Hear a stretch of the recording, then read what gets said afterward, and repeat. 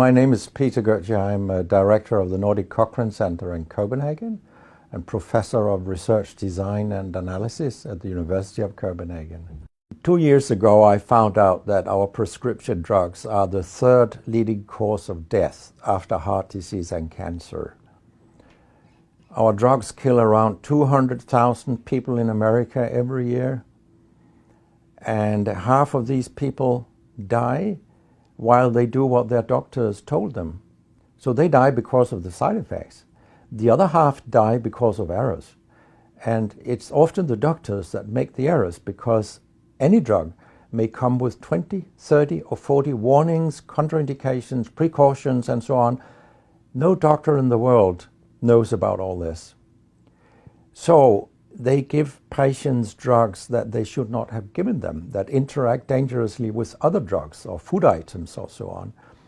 And then the patients die. That's the other half. So the other thing I found out 2 years ago was that much of what the drug industry does fulfills the criteria for organized crime in US law.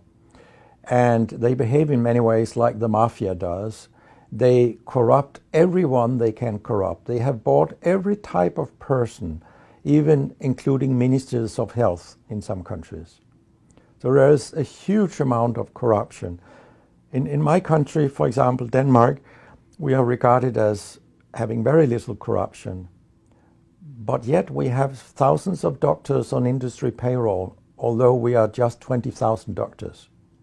So this is an effective kind of corruption. The drug industry buys the professors first, then chiefs of department, then other chief physicians and so on. They don't buy junior doctors. So when several thousands are on industry payroll, it's really, really bad. And that's why I wrote my book, Deadly Medicines and Organized Crime, How Big Pharma Has Corrupted Healthcare. I hope to convince patients not to take so many drugs, because so many die from the drugs they take. In my country, people take so many drugs that every single citizen can be in treatment with 1.5 drugs from they are born till they die. This is incredible. And drugs are not that helpful. And they kill very many of us. We know that. That's why drugs are the third major killer after heart disease and cancer. So what we need in the coming years is to take far fewer drugs than what we do currently. If we did that and we were careful, then we could live longer and live better lives. Because drugs have many side effects, and patients often don't realize that when they become worse, that it could be a side effect of the drug, which they continue taking because that's what their doctors tell them.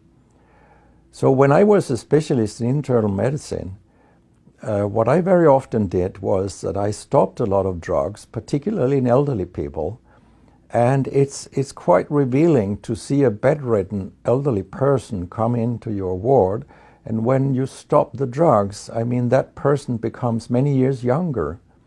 And many of these drugs affect the brain, and old people tolerate that very, very badly. They fall, and when they break a hip, 1/4 of them die. And for example, antidepressant drugs are used in more than 10% of our elderly. And they seem to kill 3% of them every year. I mean, if 100 old people take an antidepressant for 1 year, 3% of them will die because they fall and break their hip. This is a huge death rate. So a lot of other drugs than antidepressants also make people fall and kill them. And they may affect your cognition, your memory, and all these things. And then they interact in ways that we know almost nothing about.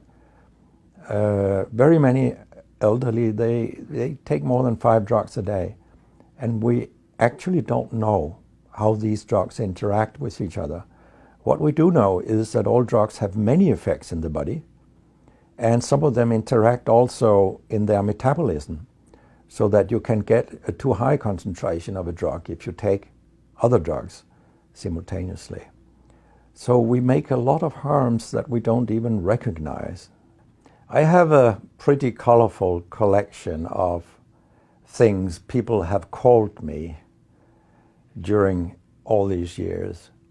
And sometimes journalists have asked me, why do you always look up controversy? And my reply is, I don't. Controversy looks me up.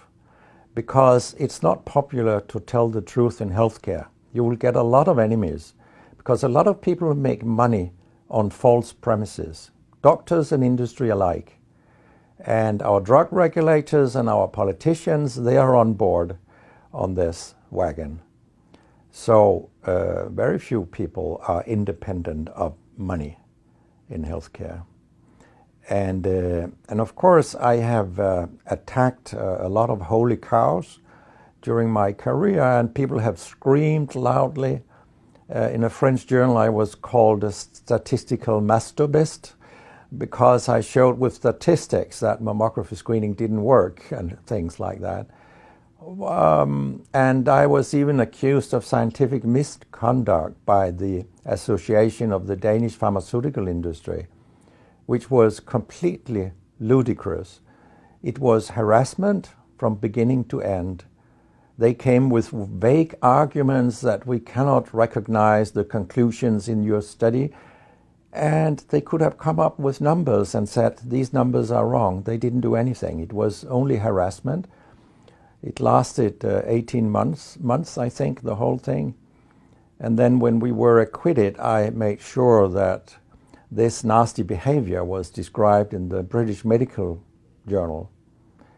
So after that, they haven't come so much after me, the Danish drug industry.